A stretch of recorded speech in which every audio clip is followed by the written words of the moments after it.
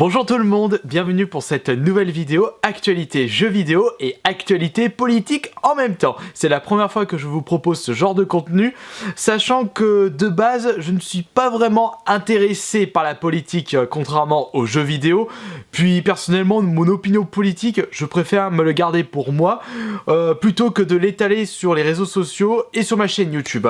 Mais je vais faire une petite exception aujourd'hui puisque un candidat à la présidentielle française a annoncé aux médias comme quoi il souhaite interdire les jeux vidéo violents. On revient une nouvelle fois avec cette légende urbaine, mais quand est-ce que ça va s'arrêter? La personne derrière ces propos n'est autre que Jacques Cheminade qui a réussi à choper ses 500 parrainages et du coup il est en route pour l'élection présidentielle. Mais bon, je ne vais pas m'étaler là-dessus puisque je ne suis pas un spécialiste politique. Ce qui nous intéresse sur cette vidéo, ce sont ses propos. On s'est moqué de moi quand je l'ai dit en 2012, et on a eu Mohamed Merah. Dans ces jeux ultra-violents, on écrase parfois des gens avec des camions. Ça inspire les gens qui ont l'esprit tordu et désaxé. Mais merde à la fin, ça fait depuis des années que le jeu vidéo est le bouc émissaire en ce qui concerne les actes de violence en France, voire à travers le monde. Mais réfléchissons un petit peu, de la violence, on en voit partout dans tous les médias qui existent. On en voit dans les livres, on voit de la violence au cinéma, à la télé, sur BFM TV, dans les médias, dans l'information, sur internet, sur Facebook, sur Twitter, tout ce que vous voulez. Alors pourquoi toujours désigner le jeu vidéo plutôt que d'autres formes de médias?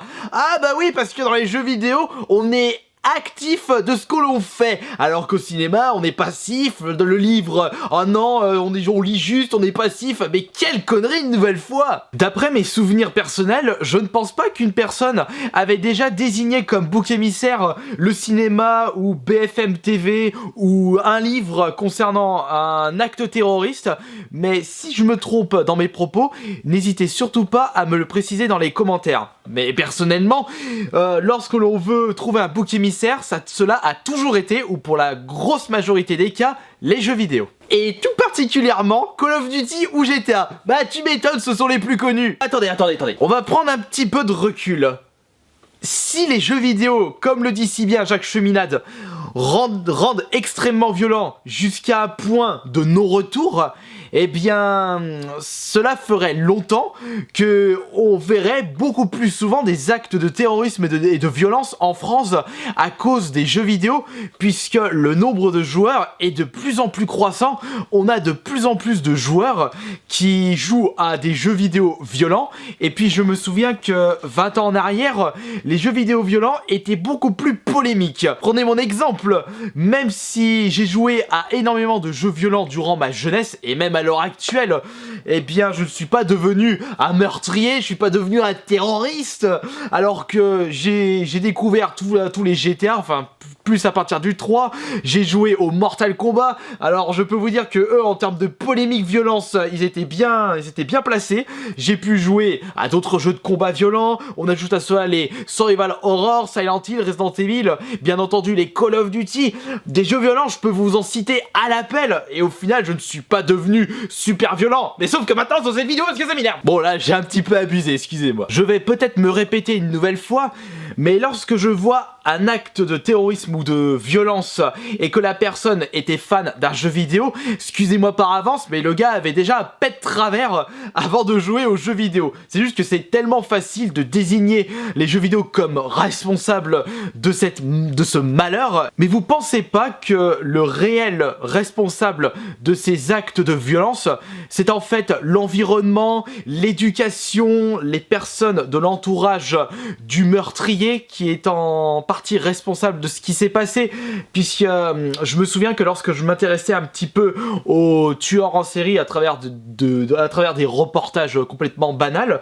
eh bien je trouvais qu'il y avait un certain point en commun, c'était par rapport à l'éducation ou alors drame familial, viol durant la jeunesse, enfin je vous étale pas toutes les merdes qui a pu se passer par rapport à ces personnes, ces futurs meurtriers, mais ce que je veux dire par là, c'est que ce n'est pas les jeux vidéo le réel responsable. Et puis sérieusement, il faut au bout d'un moment arrêter d'être aussi fermé d'esprit concernant les jeux vidéo. Vous vous rendez compte, personnellement j'ai vraiment pas envie d'un président de la République qui est autant fermé d'esprit concernant les jeux vidéo, ou plutôt concernant des choses qui lui ne souhaite pas s'intéresser. Et j'ajoute à cela que le fait d'interdire les jeux vidéo violents peut avoir un effet négatif sur la société française. Je vais m'expliquer un petit peu plus là-dessus. Eh bien, pourquoi nous jouons aux jeux violents ? Quelles sont nos attentes sur un jeu violent ? Eh bien, c'est le fait de pouvoir faire des choses que l'on ne peut pas faire dans la vraie vie. Personnellement, je n'irais pas agresser, tuer mes voisins ou les gens dans la rue parce que ce n'est pas respectueux ou c'est même très très grave de faire ceci. Ce n'est pas comme cela qu'on peut vivre correctement dans une société. Mais grâce aux jeux vidéo, eh bien, on peut faire ces choses interdites. C'est pour cela que j'adore jouer à GTA, alors que dans la vraie vie, c'est quelque chose de très très grave et une chose qu'il ne faut surtout pas faire. Et grâce aux jeux vidéo, eh bien, on peut être acteur de choses qui nous sont interdites dans la vraie vie. Mais si je reviens au profil psychologique des meurtriers, eh bien, pour ma part, ce sont en majorité des personnes qui n'arrivent pas à faire la différence entre la vie réelle et la vie virtuelle. Et donc je peux confirmer mes propos sur le fait que la personne a déjà un pet de travers s'il n'arrive pas à différencier la vie réelle et la vie virtuelle. Et personnellement, ça me ferait vraiment, mais vraiment chier si je ne peux plus jouer à des jeux violents. Et il peut avoir un effet gravissime si on interdit les jeux vidéo violents. Cela peut provoquer une certaine frustration de la part des joueurs.